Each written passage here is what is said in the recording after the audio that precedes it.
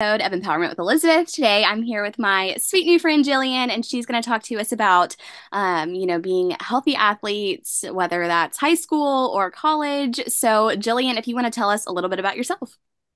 Yeah, of course. So, hi guys, my name is Gillian Johnston. I also competed for the Miss America organization. I was Miss Rhode Island's Teen 2022, and from that, I am now going to the University of Alabama on a scholarship, and I'm currently in my undergrad degree for dance, and I'm minoring in athletic training.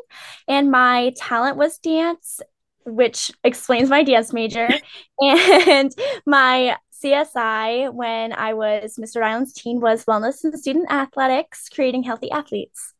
I love it. I love it. So, talk a little bit about what got you interested in your CSI in the first place.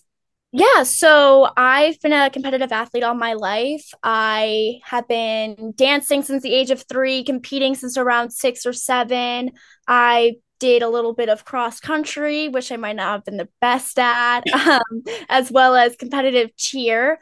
Um, and through all of those sports that I was so immersed in, I started developing a lot of anxiety.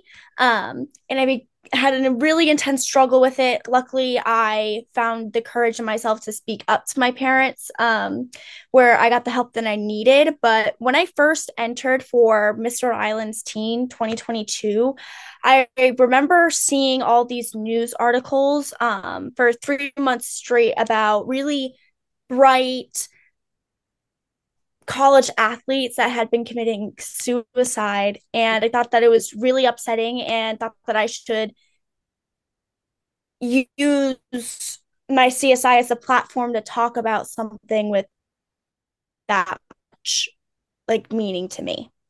Yeah, I love that. Okay, so what role? This is more like a me question because I was, thinking about your CSI, what questions I wanted to ask you, and this is just me being curious. So I want to know your thoughts on what role that coaches play in athletes, health, whether that be physically or mentally. Yeah, so I definitely feel like coaches have an impact on both physical and mental health because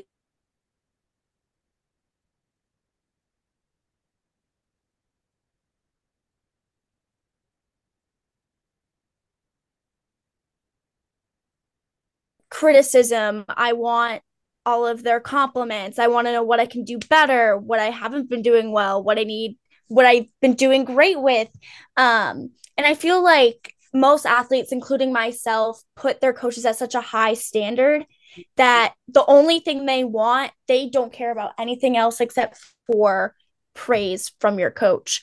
And coaches can sometimes abuse having that kind of role as kind of like what I see as like a bonding agent of a team because a coach is what keeps everything together. Right. And coaches can make things harder by just, like yelling and screaming at people because I've had coaches that have done that before. Sure. It doesn't feel that great. Um, and kind of turn people against each other on a team, and that can really be with mental health that also impacts your physical health as well. Yeah, I feel like that's really detrimental, especially like you were talking about, like with the team aspect. Like, I mean, if your coach is like pitting people against each other, like not only is that now like an individual issue that you have to deal with, but also like something with Yeah, your and teammates. it gets so tough because you feel like you and like say it's like you and like your best friend that you're on the team with and your coach decides to pit you up against each other. So it's just one of those things where it can become so toxic that it affects both your physical and mental health. Like you can stop wanting to eat, you can binge eat, not eat enough, not get enough sleep. All of that stuff can be put into play. Yeah, yeah, all different kinds of side effects. Okay, so what is the most shocking thing that you've learned about your CSI? I would say one of the most shocking things that I've had to learn about my CSI is how people let there be such a stigma around mental health because I know, especially in the most recent years, especially with COVID, mental health has become a huge platform and conversation. But I feel like they leave out athletes, and how athletes are commonly more susceptible to having mental health issues because of more daily pressures that are put into their lives. Athletes have to put more things on their plate. They have more social things they have to deal with.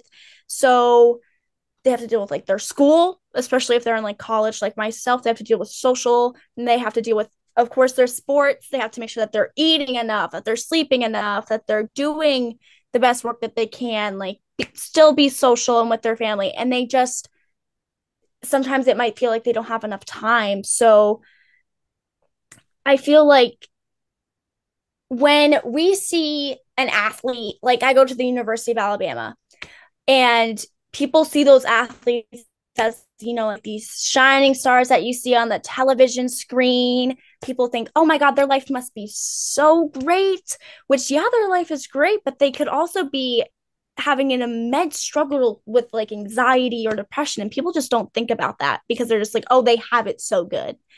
Like, oh, like he's like the quarterback on the football team, or she's like the head cheerleader. Like, there's nothing that could ever be wrong with their life. Like, Yeah. their life is so much better than mine. And that's not always the case. Yeah. Like that wasn't the case, and that wasn't my case. Mhm. Yeah. Even though I was doing well in competitions, I was doing well in competitions. I was placing like top 5, top 3, like first place, but that didn't mean I was actually mentally doing well. And I feel like that's something that really shocked me. And that's something that we need to start integrating into conversations when it comes to mental health, that it's not just, like one type of person, it's Right. everybody, including athletes.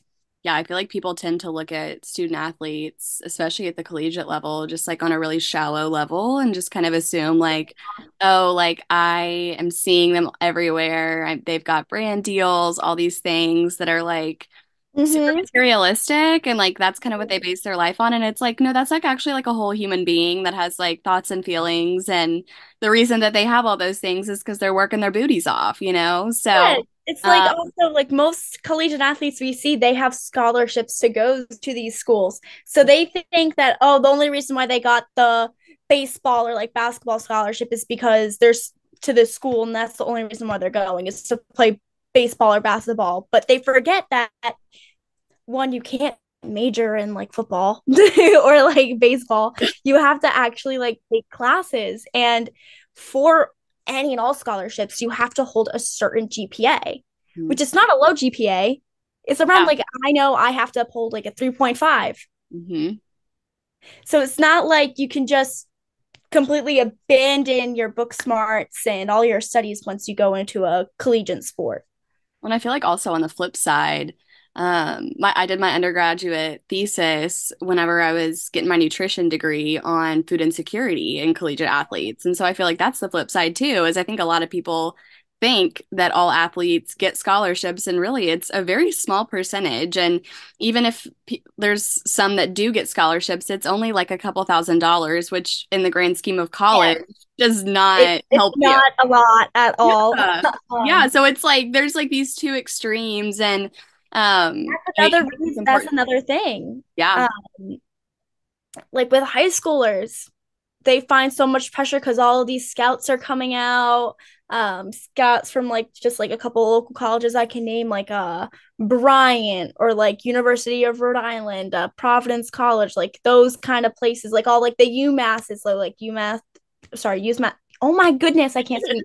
UMass, Dartmouth, and stuff like that. They come in, and people are just like, oh my God, this could be my last chance to play if I don't impress these talent scouts, Yeah. which is another thing that can totally be put in. So there's just all of these factors that like you don't even think about until like you see it happen. It's like, oh my God, that's like I completely forgot about that. That's such a huge thing that can totally like be a factor. Yeah, and I think, I mean, at the end of the day, it just kind of boils down to the fact that like they are humans and they do have a wide range of emotions, just like all humans do. And I think sometimes we kind of sensationalize them so much that we Yeah, forget I feel like that. So, yeah, I feel like we put them on like that huge pedestal to where we forget that they're not just like for example, like Tom Brady. I know it's like, yeah, oh my God, it's Tom Brady, it's Tom Brady. He's not just this huge like quarterback, like football star, like winning so many Super Bowls. He is like a human being and he yeah, has these feels these same feelings as us. Like he goes up, like he wakes up in the morning, he brushes his teeth, just like every other human being, you yeah, know? totally, totally. Okay, our last question. If you could have, or if you could give one piece of advice to a collegiate athlete, what would it be? See, this one's so hard because when I think about this question, I think of so many things. But what I find to be the most important is like, don't be afraid to speak up if you need to speak up. Yeah. That's the first step into, that's the first step. Hmm. That is what gets you help. Hmm. That is how you tell people that, yeah, actually struggling. I'm actually not doing okay. And that's how you get the ball rolling. That's how you get um, to see people that you need to see, go to support groups, go to therapy if you need to. Like I go to therapy and it helps so much. Um, it's tells people that also that you feel comfortable with them and that you are going out to them and you are seeking their help and that you feel comfortable with yourself, that you know that it's not okay to feel that way anymore and you want to feel better. Like I remember when I first told my parents that I needed help, Hmm. I was so unbelievably scared. I was like, well, what are my parents going to think? Are my parents going to be mad? Like, is it going to be upsetting to them? Am I going to lose dance because of this? All of these like thoughts were running through my head, and I was so overwhelmed. But when I did end up talking to them, they were so supportive. They immediately brought me to therapist sessions and got me the help that I needed. They helped me with my schedule. They didn't rip me out of anything. um, and they just made sure that I felt heard and I felt safe. And they wanted me to make sure that I was okay and that I was getting the help that I needed. And over time, I was feeling better. I love that. I love that. Well, thank you so much for coming on today, Jillian, and sharing Yeah. good information about collegiate athletes and just making sure that we're paying attention to more than just what's on TV with them. I think that's so important, and we definitely forget that a lot of the time. So, I so appreciate you Thank you zooming so with much us. for having me on here. Of course, and I will see you guys next time. Bye, y'all.